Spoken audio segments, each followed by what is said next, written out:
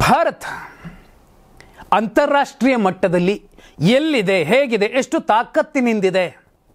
ವಿಶ್ವಗುರು ಅನ್ನುವಂತಹ ಮಾತು ಭಾರತ ದೇಶಕ್ಕೆ, ಭಾರತದ ಪ್ರಧಾನಿಗಲ್ಲ, ಭಾರತ ದೇಶಕ್ಕೆ ಎಷ್ಟು ಸೂಕ್ತವಾಗಿ ಅನ್ವಯಿಸುತ್ತದೆ ಅನ್ನೋದಕ್ಕೆ ಪೂರಕವಾಗಿ ಇದೀಗ ವಿಶ್ವದ ಹಿರಿಯಣ್ಣ ಅಮೇರಿಕ ಭಾರತದ ಎದುರು ಮಂಡಿಯೂರಿರುವಂತಹ ಒಂದು ಸಂದರ್ಭ ಇಡೀ ವಿಶ್ವ ಭಾರತವನ್ನು ಯಾವ ರೀತಿ ನೋಡುತ್ತೆ ಅನ್ನೋದಕ್ಕೆ ಒಂದು ಸಾಕ್ಷಿಯಾಗಿದೆ. ಏನಾಗಿದೆ?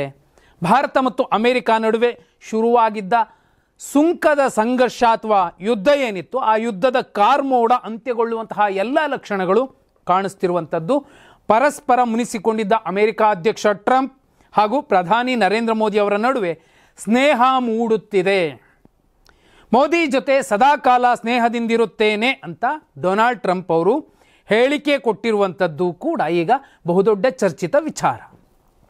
ಟ್ರಂಪ್ ಹೇಳಿಕೆ ಬೆನ್ನಲ್ಲೇ ಸಾಮಾಜಿಕ ಜಾಲತಾಣ ಎಕ್ಸ್ನಲ್ಲಿ ಪ್ರಧಾನಿ ನರೇಂದ್ರ ಮೋದಿ ಅವರು ಕೂಡ ಮಹತ್ವದ ಸಾಲುಗಳನ್ನು ಬರೆದುಕೊಂಡಿರುವಂಥದ್ದು.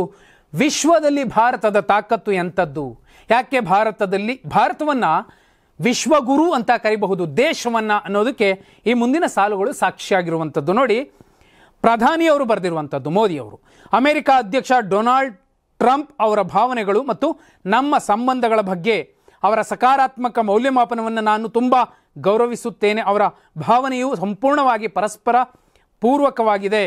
ಭಾರತ ಮತ್ತು ಅಮೆರಿಕ ಬಹಳ ಸಕಾರಾತ್ಮಕ ಮತ್ತು ಭವಿಷ್ಯದ ದೃಷ್ಟಿಕೋನದ ಸಮಗ್ರ ಮತ್ತು ಜಾಗತಿಕ ಕಾರ್ಯತಂತ್ರದ ಪಾಲುಗಾರಿಕೆಯನ್ನು ಹೊಂದಿವೆ ಅಂತ ದಾಖಲಿಸಿದ್ದಾರೆ.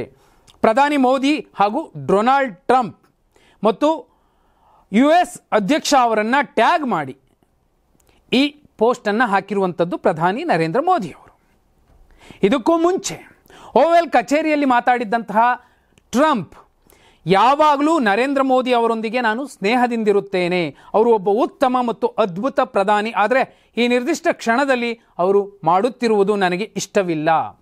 ಭಾರತ ಮತ್ತು ಅಮೆರಿಕ ವಿಶೇಷ ಸಂಬಂಧವನ್ನು ಹೊಂದಿವೆ, ಈ ಬಗ್ಗೆ ಚಿಂತಿಸಲು ಏನೂ ಇಲ್ಲ, ಪ್ರಸ್ತುತ ಪರಿಸ್ಥಿತಿ ಕ್ಷಣಿಕವಷ್ಟೇ ಎಂದು ಹೇಳಿದ್ದರು. ನಾವು ಭಾರತವನ್ನು ಕಳೆದುಕೊಂಡಿಲ್ಲ.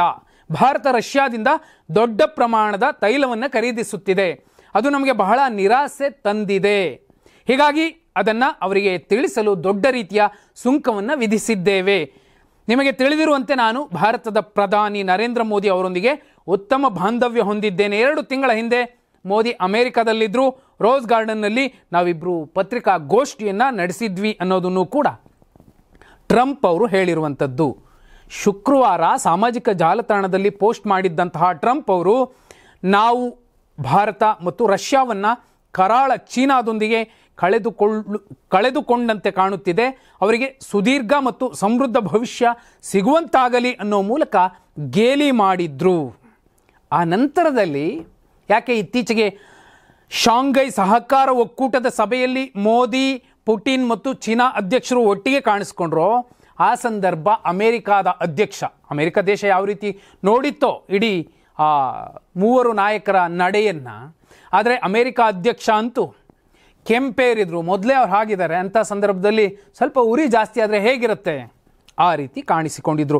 ಅದೇ ಸಂದರ್ಭವೇ ಪುಟಿನ್, ಚೀನಾ ಅಧ್ಯಕ್ಷ ಕ್ಸಿ ಜಿನ್ಪಿಂಗ್ ಮತ್ತು ಭಾರತದ ಪ್ರಧಾನಿ ನರೇಂದ್ರ ಮೋದಿ ಅವರು ಒಂದೇ ವೇದಿಕೆಯಲ್ಲಿ ಕಾಣಿಸಿಕೊಂಡಿದ್ದು ಮತ್ತು ಆ ಶಕ್ತಿಯ ಪ್ರದರ್ಶನವನ್ನು ನೋಡಿದ ಮೇಲೆ 3 ದೇಶಗಳ ಬಗ್ಗೆ ಪರೋಕ್ಷವಾಗಿ ಟ್ರಂಪ್ ಅಸಮಾಧಾನ ವ್ಯಕ್ತಪಡಿಸಿದ್ರು. ಆ ಸಂದರ್ಭ ಸಾಕಷ್ಟು ಚರ್ಚೆಗಳು ಕೂಡ ಆಗಿತ್ತು. ಆದರೆ ಈಗ ಈ ಎಲ್ಲ ಬೆಳವಣಿಗೆಗಳ ಮಧ್ಯೆ ಮತ್ತೆ ಭಾರತದೊಂದಿಗೆ ಸ್ನೇಹದಿಂದ ಇರ್ತೀನಿ, ಭಾರತ ಬೇಕೇ ಬೇಕು ಅನ್ನುವಂತಹ ಮಾತುಗಳನ್ನು ಏನು ಟ್ರಂಪ್ ಆಡಿದ್ದಾರೆ, ಇದು ಭಾರತ ದೇಶ ವಿಶ್ವಗುರು ಅನ್ನೋದಕ್ಕೆ, ದೇಶಕ್ಕೆ ವಿಶ್ವಗುರು ಪಟ್ಟ ಸಿಗುತ್ತೆ ಅನ್ನೋದಕ್ಕೆ ಸಾಕ್ಷಿ ಈ ಪ್ರಕರಣ.